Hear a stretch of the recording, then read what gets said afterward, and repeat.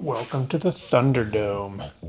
This is where the magic happens. Last year, I ran the Sedona Canyons 125-mile race in Arizona, and I finished in 37 hours, 37 minutes, 18th place overall. It was by far the longest I'd ever run. Before that, I'd ran 36 miles at a race also in Arizona called Whiskey Basin, 60K, so 36 miles, yeah.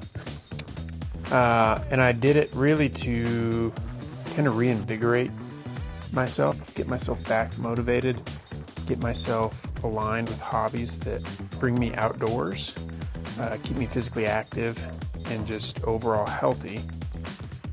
So I accomplished that. Now, it's October 22nd. Several months away from the race, signed up for again, and I'm running it again. But this year, I want to step it up a bit. The winner ran 28 hours and change last year. I really think I can get definitely below the 30-hour mark, but it would be awesome to be able to get as fast as possible with that. But there's a lot of things that I need to change up with my training, with my physical ability, just all around. So that's what this year's all about, is finding the errors I made last year and then correcting them. So this is simply maybe for historical data, where I can remember things after the fact. But it is almost 36 and a half miles. My legs hurt. Every step hurts. Not get any worse. Feels brutal. But that's what we signed up for. But in line with kind of my goal of aligning hobbies, I really do like making videos, do like telling stories. So I'm going to kind of document the whole thing into weekly, sometimes maybe bi-weekly segments, really highlighting the training that I'm doing, both strength training and cross-training, running, etc., the recovery side of the house, and then some of the adventures that I'm going to take along the way. So I've got 3 races signed up for this year. In January, on January 31st, there's the Oracle Rumble 50K here out of Tucson, Arizona, where I live. And then I'm going to be doing the Whiskey Basin 60K again in April. I believe it's April 18th. And then finally, the Sedona Canyons 125-mile race starts in Jerome and finishes in Flagstaff, Arizona. But along the way, I'm going to be doing a bunch of fast-packed trips. It'll be 2 to 3 days trying to hit like 30 miles a day with weight to kind of get the strength underneath my legs.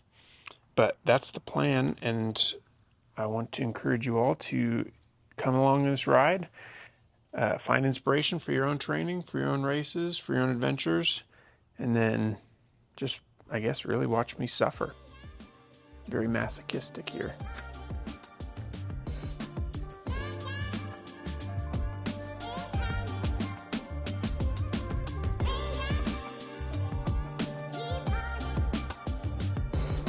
Today's a simple workout. We've got a 4-mile tempo. And I'm gonna, first 2 miles will be at a very relative grade uphill. The second 2 miles will be a relative grade downhill.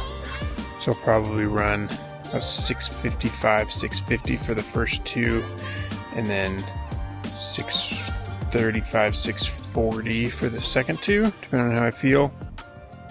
Should be right around that tempo pace. That was a good workout. I aimed for, what did I say, like 6:50 to 7, somewhere in there. I averaged more like 6:35, 6:45 for both, well, for all 4 miles. My heart rate stayed stable even with the heat. I found that heart rate spikes pretty high with the heat before I start doing any heat training. Last year I did heat training in the sauna I would do indoor cardio, usually cross training. And then immediately after that, go sit in the sauna for 20 to 30 minutes, depending on how much time I had. So I'm going to start incorporating that. The sauna's broken at the gym as of yet, so I'm going to run in the sun as well instead.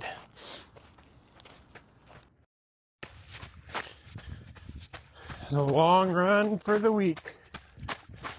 Not a very long run, but for a 30-mile week, I try to make my long runs roughly 20% of my weekly mileage.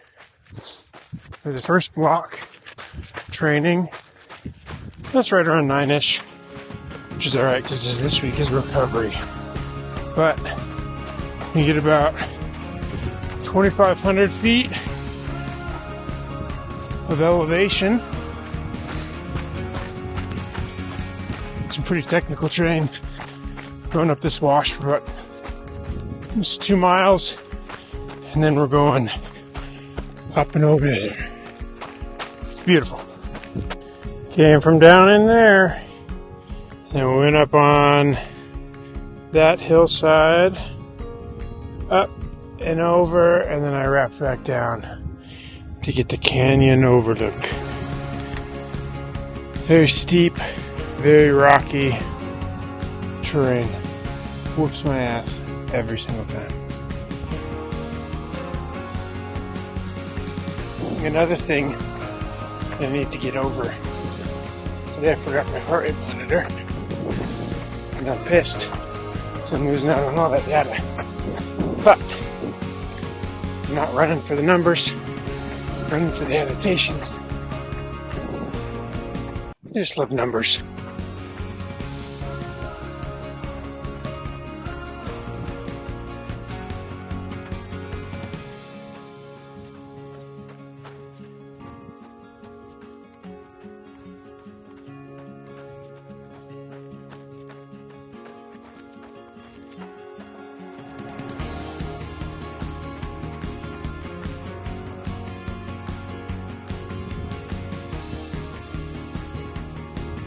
I know if you talk to a physiologist, they probably would suggest that on your long run, you continually move, and that is what drives adaptation. But I like adventure. Running up this crazy cool wash, never been before. I'm gonna stop and check it out. Plus there's a little V3, V1, V2 maybe, boulder problems. Multi-sport event. Alright, I'm gonna scramble. This is why I parkour.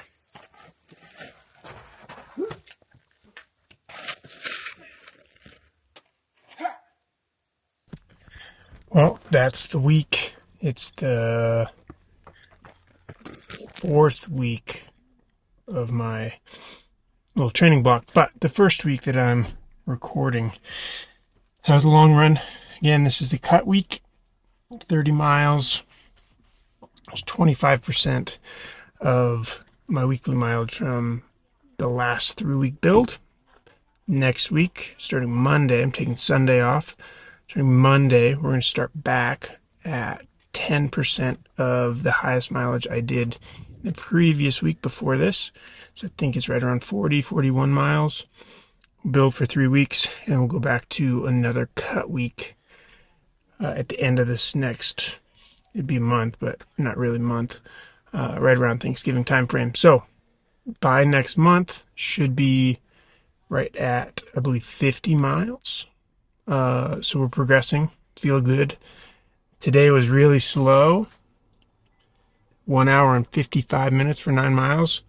I was recording, so I stopped every once in a while to put the camera down, but the terrain is so technical on these trails coming down. It's bouncing off of boulders on a really steep grade.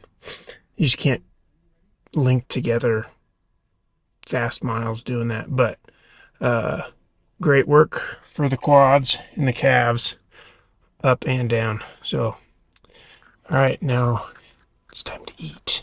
Yes. All right, it's Sunday, it's the day off, but it's not really a day off because you still have to spend your time doing some recovery. So before we get into that, make sure you like and subscribe.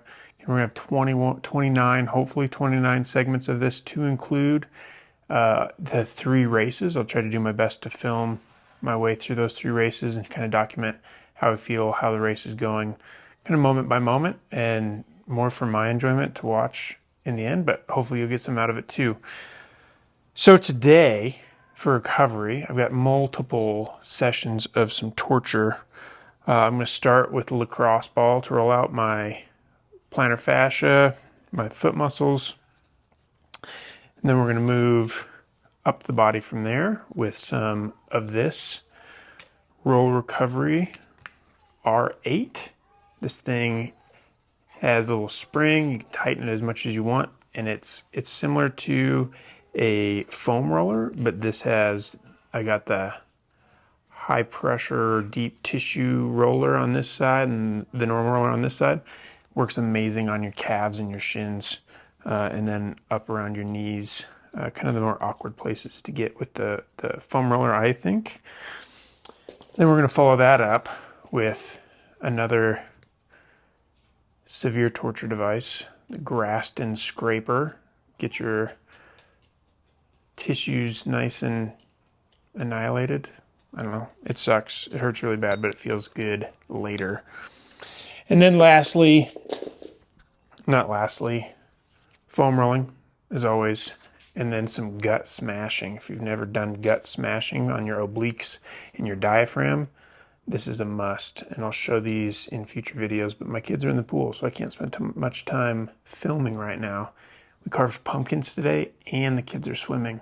I grew up in Wyoming, and there's no way I'd be swimming and carving pumpkins in the same day, especially in an outdoor pool.